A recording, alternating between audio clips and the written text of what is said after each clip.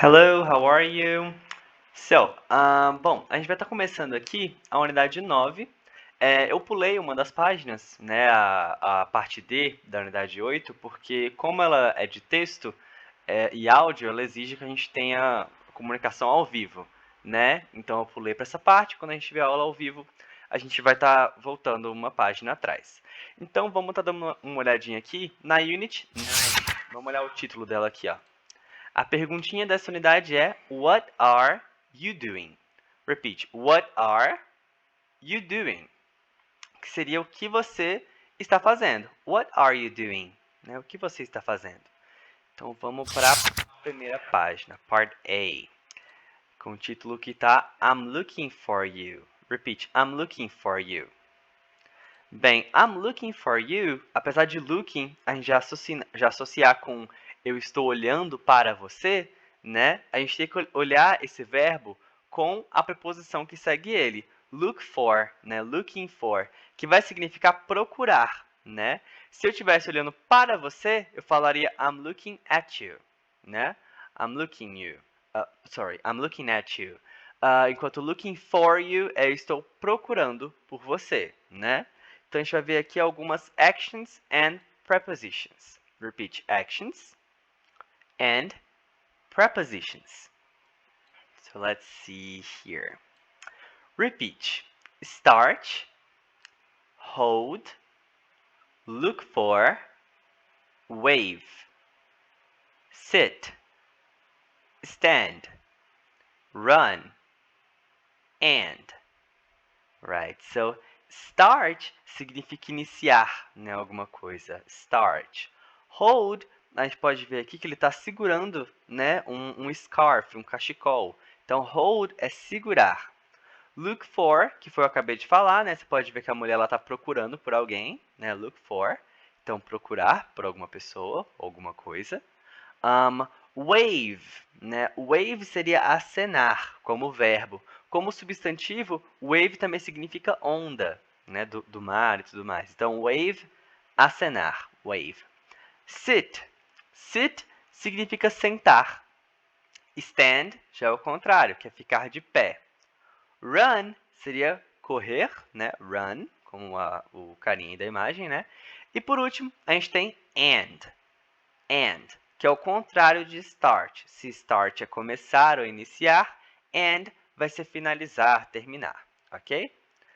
E aqui também a gente vê algumas prepositions, né? Como a gente falou ali mais cedo.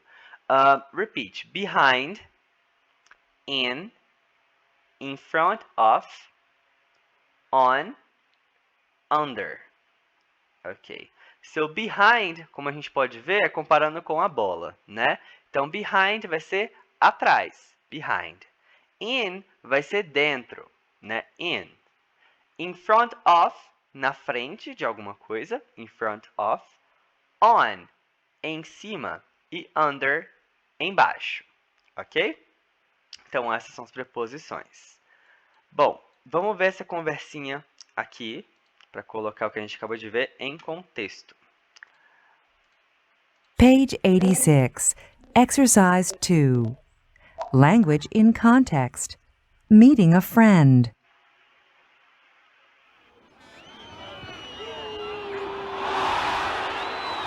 Hi, Claudio. It's Amy. I'm standing under the scoreboard. Where are you? I'm sitting in front of the big clock. Do you see me? No, I don't. Well, I'm wearing a red shirt. But, Claudio, everyone is wearing a red shirt.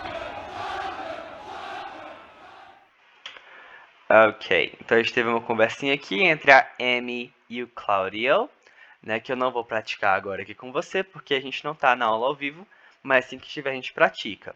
Bom, de acordo com essa conversa, você vai ter que responder essa perguntinha que está aqui em cima, que eu acabei cobrindo, perdão. Where is Amy? Né? Onde está a Amy? Where is Amy? Que ela fala onde ela está, né, na conversa. E também você vai responder Where is Claudio? Né? Onde é que está o Cláudio? Where is Claudio? Ok? Vamos para a próxima página, que a gente vai estar vendo uma grammar. Just a minute. Here. Então, o que acontece? A gente vai estar vendo aqui o present continuous, né? Present continuous statements. Bem, o que a gente vai ter aqui, Tina? O present continuous, diferente daquele que a gente estava vendo há um tempo atrás, né? Ele vai estar falando sobre coisas que a gente faz no momento da fala, né? Sobre coisas que estão acontecendo no agora. Então, o que acontece? Para falar no português, eu posso falar, por exemplo, eu estou estudando. Vamos escrever aqui para você conseguir entender melhor. Né? Eu estou estudando. Então, beleza. Eu estou estudando. No inglês, a gente vai poder se basear um pouquinho no português, porque as frases conseguem ser traduzidas de palavra por palavra, né? Eu, a gente sabe que se fala I. Então, I. O estou, né, ser ou estar, a gente sabe que é o verbo to be. Então, ou vai ser am, are or is. E sabemos, desde o iniciozinho, que com I a gente vai usar am. Então, I am. E depois o verbo estudar, a gente sabe que é study, certo? Para colocar esse NDO, né, no inglês, a gente tem o equivalente que seria o ING. Né? Então, I am studying. I am studying. Okay? Então, é muito mais simples do que o simple present que a gente estava vendo antes. Vamos ler essas frases comigo, as frases afirmativas, para a gente aprender um pouquinho mais. Repeat. I'm standing under the scoreboard. You're running. He's sitting in front of the big clock. It's starting. We're holding scarves. They're playing soccer. Então, a gente consegue ver que todas essas frases são afirmativas, né? Eu estou afirmando o que eu estou dizendo, e todas elas têm o verbo to be, ou seja, I am, you are, he is, it is, we are, they are, com o verbo principal usando o ing, né? Ele está no gerúndio, no continuous, certo? Bom, para a gente formar frases negativas, a gente só precisa colocar o not, né? O not, que é essa partícula negativa, vai bem ali do ladinho do verbo to be, que é o nosso verbo auxiliar daqui. Então, eu posso falar, por exemplo, I'm standing under the scoreboard. Eu estou de pé do lado do placar, do scoreboard. I'm not sitting. Né? Eu não estou sentado. I'm not sitting. Só colocar o not e colocou essa frase negativa. Ou então, you're running. You're running. You're not walking. You're not walking. Você não está andando, né? Você está correndo. You're not walking. Só coloquei o not na minha frase e tornei essa frase negativa. Aqui, nas duas primeiras frases, você pode estar notando uma coisa. Que sitting e standing, a gente não vai traduzir como sentando ou ficando de pé, né? Porque, como eu falei, o present continuous, a gente tem que lembrar da ideia de que ele expressa uma coisa que está acontecendo neste exato momento. No português, existe tanto a palavra sentado quanto sentando, mas a gente sabe a diferença dessas duas palavras, né? Quando eu falo I am sitting in English, não é que eu estou sentando, né? Não é tipo as músicas do funk, né? Não é I'm sitting, eu estou sentando. Não, eu estou sentado, ok? Por quê? Porque é uma ação contínua, é uma coisa que eu continuo fazendo por um certo tempo na minha fala agora no presente, ok? Então, essa é a ideia do present continuous. E, claro, para a gente colocar o ing na nossa palavra, vai ter algumas regrinhas. No geral, é só colocar o ing lá mesmo, você vai acertar 70% das palavras.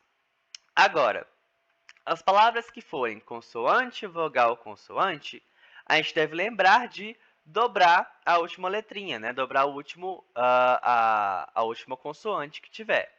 Então, por exemplo, run, que a gente está vendo aqui, ó, nesse quadradinho do spelling, fica running. Mas esse running é com dois N's, porque eu tenho que dobrar, já que essa minha palavra é uma consoante, vogal, consoante. Dobra a última consoante e adicione ing. Mesma coisa acontece com o sit, né? Sit fica sitting, né? Tenho que dobrar o T. Teacher, isso acontece com todas as palavras? Não, nem sempre. Por quê? Uma coisa que os professores não explicam muito sobre isso. Eu só vou adicionar mais uma consoante Se essa minha palavra for de uma sílaba só, ou seja, run, sit, tem só uma sílaba, né? Ou se a última a última sílaba dessa palavra for tônica, se ela for a mais forte. Um exemplo aqui do que eu estou falando. A palavra visit. Olha só. Visit. Quando eu falo visit, a gente nota que o V é mais forte do que o zit, certo? Então, eu não posso fazer isso aqui, ó. Não posso colocar ing. Por quê? Porque o zit não é tônico, não faz sentido. Então, visiting, que é visitando, eu só coloco o ing normal, ok? Mas é muito difícil, pelo menos para mim, eu não lembro agora de outras palavras, que você não vai dobrar a última letra, tá bom? Tem também uma outra palavrinha especial, que é travel, né? Travel termina em consoante, vogal, consoante. Aí que tá, nos Estados Unidos, eles têm o costume de não colocar o outro L, né? Porque travel termina em V, é L, consoante, vogal, consoante. Eu teria que dobrar pela regra, né? Mas nos Estados Unidos eles não dobram. Já na Inglaterra, eles dobram. Traveling, ok? Então esse aí tanto faz, não tem um jeito certo nem errado, tanto faz, whatever. E por último, aqui no spelling, a gente vai ver a palavra wave, né, que termina com E. Todos os verbos que terminarem com a letra E, e eu for transformar ela numa frase contínua, eu vou ter que tirar esse E e colocar ing, como aconteceu aqui com wave, que virou wave, ok? Então, agora, você vai ter esse exercíciozinho aqui, só um segundo. Deixa eu colocar numa distância boa para você tirar um print. Bem, complete Claudia's text messages with the present continuous forms of the verbs. Então, você tem aqui 3 conversas, né, de celular, se eu não me engano é a mesma conversa. Você deve pegar os verbos que estão entre parênteses aqui e formar as frases contínuas com ele. O que você não pode esquecer aqui de jeito nenhum, que muita gente esquece? O bendito do verbo to be. Aqui o pessoal pega o verbinho que está aqui e coloca ing e pronto. Não, não é assim que funciona. Sempre vai ter o verbo to be no present continuous. Então, por exemplo, aqui ó, no que ele já fez, né? Está escrito I'm looking. Normalmente o pessoal coloca I looking e pensa que está tudo lindo, mas não, está errado.